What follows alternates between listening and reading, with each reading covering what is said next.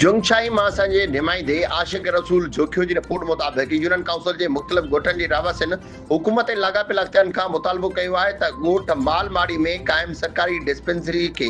ॻोठ जे विच मां मुंतक़िल करे अहिड़े मरकज़ी हंध ते क़ाइमु कयो वञे जिते सभिनी पाड़ेसरी ॻोठनि जा माण्हू आसानी सां इलाज जूं सहूलियतूं हासिल करे सघनि। रहवासियुनि जो चवणो त मौजूदा हंध सबबि डिस्पेंसरी मां बुनियादी तौर ते सिर्फ़ मालमाड़ी जे रहवासियुनि खे फ़ाइदो मिले पियो, जॾहिं त ॻोठ जलालची, कुंड मकान, डोरी मकान ऐं लेहार पंद ॿियनि समेत पाड़ेसरी ॻोठनि जा माण्हू ॾुखियाईनि खे मोह ॾियनि पिया।